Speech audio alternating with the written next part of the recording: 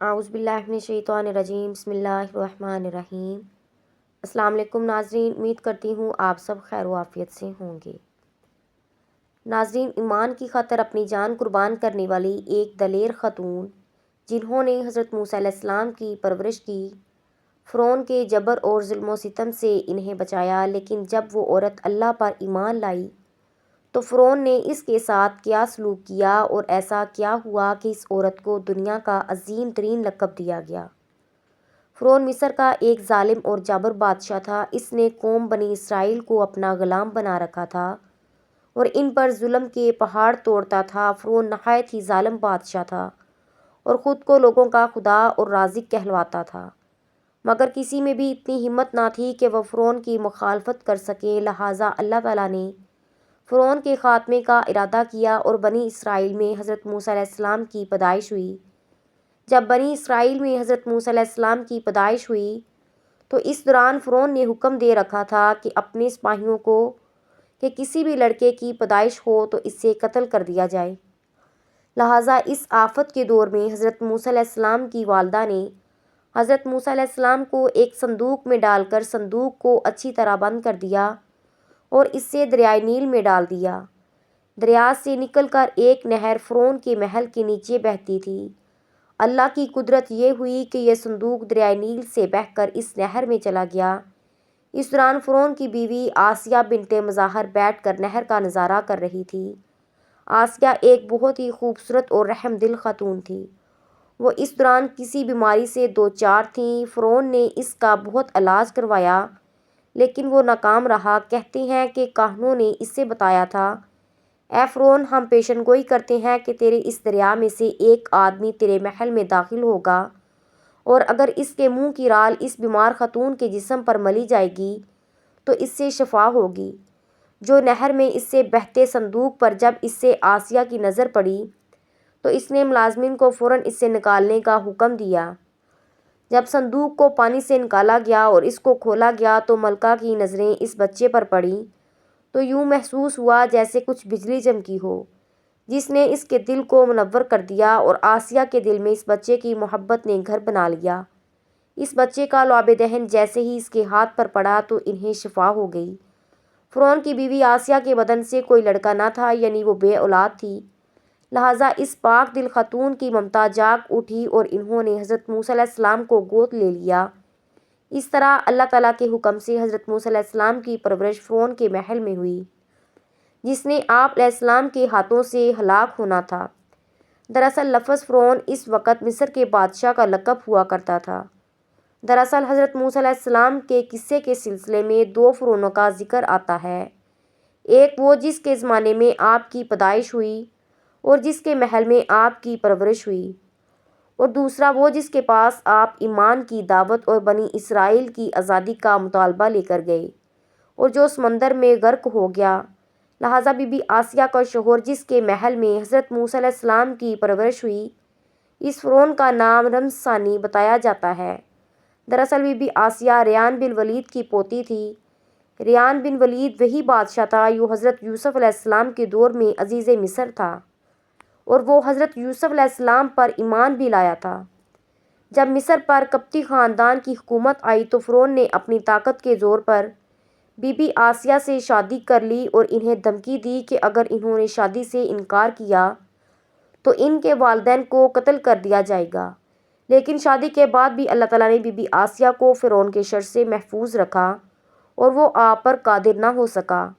مورخین لکھتے ہیں کہ اللہ تعالیٰ نے فرعون کو نامرد بنا دیا تھا۔ بعض مورخین لکھتے ہیں کہ فرعون کو ایسی بیماری تھی جس کی وجہ سے طبیبوں نے اسے صحبت کرنے سے منع کر دیا تھا، لہٰذا فرعون کبھی بھی حضرت آسیہ کے قریب نہ جا سکا۔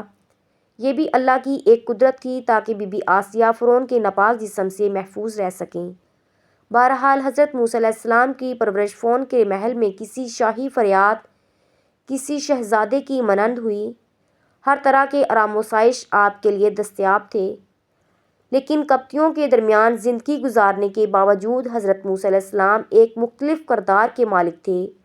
حضرت موسیٰ علیہ السلام فرعون کے غرور و تکبر اور خدائی کے دعوے کو ناپسند کیا کرتے تھے اور ہمیشہ توحید کے متعلق واضح بات کرتے، جو فرعون اور اس کے درباریوں کو ناگوار گزرتی تھی۔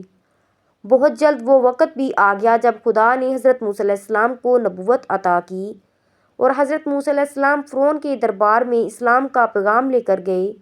اس وقت فرعون کے مطالبے پر جادوگروں اور حضرت موسیٰ علیہ السلام کے درمیان سحر کا مقابلہ ہوا، جس پر موسیٰ علیہ السلام کی عصا ایک حقیقی سانپ میں تبدیل ہو گیا اور جادوگروں پر حق واضح ہو گیا۔ یہ اللہ کے سچے رسول ہیں جنہیں ہماری طرف ہدایت کے لیے بھیجا گیا ہے، جبکہ فرعون اپنی انا اور غرور پر قائم رہا اور حضرت موسیٰ علیہ السلام کی دعوت سے انکار کر دیا۔ اس وقت دربار میں بی بی آسیہ بھی موجود تھیں، لہٰذا جب انہوں نے یہ سنسنی خیز منظر دیکھا تو ان کے دل میں بھی حق کا نور چمک اٹھا اور آپ موسیٰ علیہ السلام پر ایمان لے آئیں۔ بی بی آسیہ فرعون ملک کی بیوی اور ملکہ تھی۔ آپ کے پاس پیسے اور دولت کی کثرت تھی، مگر پھر بھی آپ غرور و تکبر کی شکار نہ تھی، بلکہ آپ کا دل غریبوں کی محبت سے سرشار اور ان پر شفقت اور مہربانی کے جذبے سے معمور تھا۔ آپ دل کھول کر ان پر صدقہ و خیرات کرتیں، اسی وجہ سے آپ کو ام المساکین یعنی مسکینوں کی ماں کہا جاتا ہے۔ چونکہ بی بی آسیہ اپنے شوہر رمسیس کے مظالم کو بھی خوب جانتی تھی، اسی لیے اپنے ایمان کا اظہار نہ کیا۔ آپ چھپ چھپا کر ایک اللہ کی عبادت بھی کیا کرتی اور یہ دعا کیا کرتی کہ اے اللہ مجھے فرعون اور اس کے عمل سے نجات دے، میں اس کے کفریہ حرکات سے بیزار ہوں۔ حضرت آسیہ خفیہ طور پر حضرت موسیٰ علیہ السلام کے خدا کی عبادت کرتی اور دعا و استغفار میں مشغول رہتی، یہاں تک کہ ایک روز فرعون کو آپ کے ایمان لانے کی خبر ہو گئی۔ اس نے ایک روز درباریوں سے کہا، کیا تم لوگوں کو میری بیوی کی کچھ خبر ہے؟ تم لوگ اس کے متعلق کیا جانتے ہو؟ سب لوگوں نے ان کی بہت تعریف کی اور بھلائیاں بیان کی۔ فرعون نے کہا، کیا تم لوگوں کو نہیں معلوم وہ میرے سوا کسی دوسرے کو خدا مانتی ہے؟ لہٰذا فرعون نے بی بی آسیہ کو دربار میں بلایا اور پوچھا کہ تم میرے علاوہ کس سے اپنا معبود مانتی ہو؟ حضرت آسیہ نے دلیری اور جذبہ ایمانی سے جواب دیا کہ میں حضرت موسیٰ علیہ السلام کے خدا پر ایمان رکھتی ہوں، جو میرا، تیرا اور ہم سب کا خدا ہے۔ فرعون اس بے باک جواب پر غضبناک ہو گیا اور بہت جلد اس بات کی شہرت پورے شہر میں ہو گئی کہ فرعون کی بیوی اور ملکہ نے فرعون کو ٹھکرا کر ایمان موسیٰ کو قبول کر لیا ہے۔ پہلے تو فرعون نے بی بی آسیہ کو سمجھا بجھا کر ڈرایا دھمکایا، حضرت موسیٰ علیہ السلام کے دین کو چھوڑنے کو کہا، لیکن جب فرعون نے بی بی آسیہ کے لہجے میں چٹان جیسا حوصلہ دیکھا تو اس نے ظلم و بربریت سے کام لینے کی ٹھان لی۔ فرعون نے اپنے کرندوں کو حکم دیا کہ آسیہ کو صحرا کی تپتی ریت پر چھوڑ دیا جائے، لہٰذا انہوں نے بی بی آسیہ کو تپتی ریت پر لٹا دیا اور کہا کہ اب تو باز آ جا اور میری بات مان لے، محل کی شاہی زندگی اور ہر آرائش تیری منتظر ہے۔ مگر بی بی آسیہ پر اس کی باتوں کا کوئی اثر نہ ہوا، کیونکہ وہ جنت کے لسانی محل پر یقین رکھتی تھیں جو اللہ تعالیٰ نے انہیں دینے کا وعدہ کیا تھا۔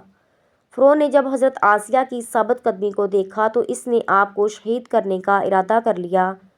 فرعون نے اپنے سپاہیوں سے کہا کہ بڑی سے بڑی چٹان لاؤ اور اس کو آسیہ کے اوپر گرا دو۔ لہٰذا جب یہ لوگ پتھر لائے اور حضرت آسیہ کو لٹایا گیا تو آپ نے آسمان کی طرف نظر اٹھائی تو پروردگار نے حجاب ہٹا دیے اور جنت کو اور جو محل وہاں پر ان کے لیے بنایا گیا تھا انہوں نے اپنی آنکھوں سے دیکھ لیا۔ آخر میں اس پتھر کو آپ کے اوپر گرا دیا گیا اور آپ کی روح پرواز کر گئی۔ حضرت آسیہ کے فضائل احادیث مبارکہ میں کچھ اس طرح آئے ہیں کہ حضور اکرم صلی اللہ علیہ وآلہ وسلم نے فرمایا کہ مردوں میں سے تو بہت سے درجہ کمال تک پہنچے، مگر عورتوں میں سے فرعون کی بیوی آسیہ اور حضرت عیسیٰ علیہ السلام کی والدہ مریم ابن عمران ہیں جو درجہ کمال کو پہنچیں۔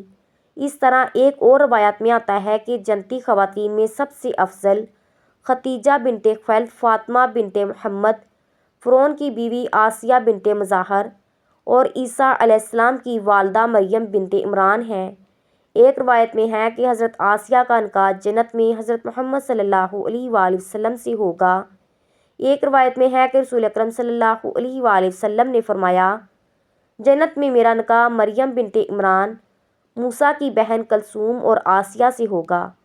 ہم نے دیکھا کہ حضرت آسیہ ایک ایسی حکومت، ایک ایسے دربار کے اندر بے تحاشا مال و دولت کے ساتھ اور اطاعت گزار غلاموں کے ساتھ زندگی گزار رہی تھیں، لیکن انہوں نے حق کو قبول کیا اور موسیٰ علیہ السلام کے دین پر ایمان لے آئیں، حالانکہ انہیں معلوم تھا کہ ایمان لانے سے ان کی تمام خوشیاں اور تمام مقام چھن سکتا ہے، یہاں تک کہ جان بھی جا سکتی ہے، مگر انہوں نے حق کو قبول کیا اور اپنی تمام گزشتہ غلطیوں پر توبہ کی۔ بلا شبہ اپنی غلطیوں سے توبہ کرنا اور اپنے ایمان پر مضبوطی سے قائم رہنا کوئی آسان عمل نہ تھا۔ جو انسان اپنی دنیاوی زندگی کو چھوڑ کر اللہ تعالیٰ سے لو لگا لیتا ہے تو یاد رکھیں کہ آخرت میں اس کے لیے ایک نافانی مقام ہے جو کبھی نہ ختم ہونے والا ہے۔ دعا ہے کہ اللہ پاک آپ کو اور مجھے اپنے ایمان پر قائم رہنے کی توفیق عطا فرمائے، آمین۔ ناظرین، ویڈیو اچھی لگی ہو تو اس کو لائک کر کے چینل کو سبسکرائب کر دیجئے تاکہ ایسی مزید اسلامک ویڈیوز آپ کو ملتی رہیں۔ اللہ آپ سب کا حامی و ناصر ہو۔